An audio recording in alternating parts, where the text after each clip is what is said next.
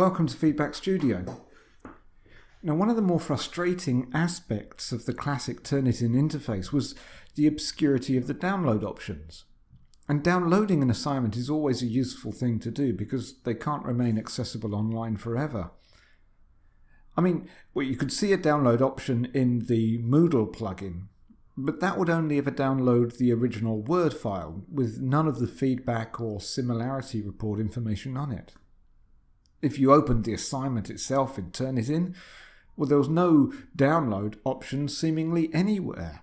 You would somehow be expected to guess that the option for downloading was safely hidden away behind the print button, which itself would be cunningly camouflaged in grey down in the bottom corner. Well, thankfully this has all been sorted out in Feedback Studio, and downloading assignments with all the feedback and similarity information is now much easier. Here we are with an open assignment. Now, as we know from our introduction to Feedback Studio, all our options are now neatly collated in this rather attractive toolbar on the right, and the toolbar is helpfully color-coded. Blue buttons relate to the options for feedback, red buttons relate to the options for similarity reports. The grey buttons, though, are the ones we're interested in right now, because right there, clear as anything, is an icon which most of us would immediately recognize as a download icon. Hooray! If we click on this icon, Feedback Studio will give us three choices of what we would like to download. The first, Current View, will download the assignment together with any similarity report and feedback information. The second will just download the receipt confirming that the assignment has been submitted, when and where it was submitted. The third option will download the original assignment as it was uploaded, whether it be as a Word file, a PowerPoint file, or whatever. Now, the second option, that of the digital receipt, pretty much explains itself. Most of the time, a digital receipt is emailed back to the student immediately after submission, but sometimes this can get mislaid or accidentally deleted, or there could be any one of a number of different reasons why you might want to download another copy. We'll just click on this button and that's exactly what will happen. The third option is pretty self-explanatory too.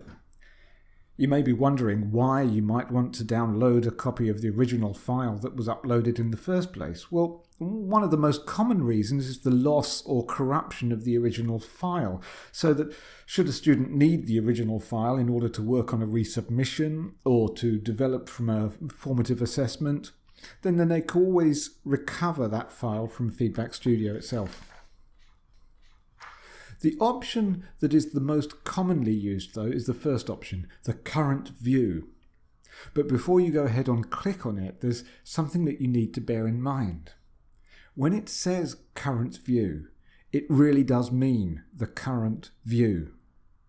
So, for example, in this current assignment, we can see that only one of the two layers are currently active.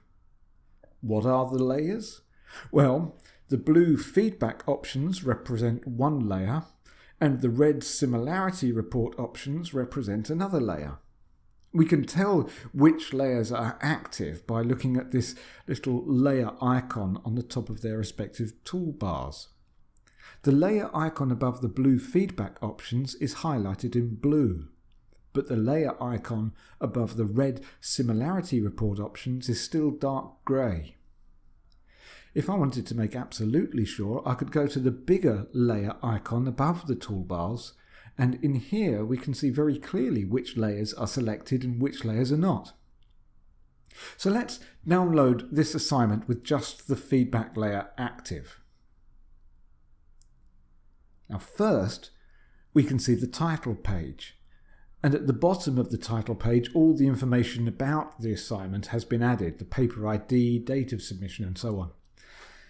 As we carry on down into the assignment itself, you can see that all the quick marks, comments and inline comments are visible. The comments themselves cannot be read as they are. They're represented here just by the comment symbol, which relates to footnotes, which we'll see at the end of the document in a moment. Right down at the bottom of the document, we can see the grade and the long form comments. followed by the footnotes that relate to the page numbers to the comments above. What we can't see, though, is the similarity report. Now, let's go back and activate our similarity layer, and then try again. This time, we can see all the same feedback information, but at the same time, we can now see the coloured highlights showing the similarity report. Each highlight has a number attached to it, and if we scroll down to the bottom of the document beyond the feedback, here is the overview of the similarity report, and beneath that information is the information about each of the highlighted passages, and these can be matched according to their numbers. Now, of course, we could just as easily download the assignment with all the similarity report information in it and without the feedback information. It all depends on which layers you have active at the time when you click on the download option.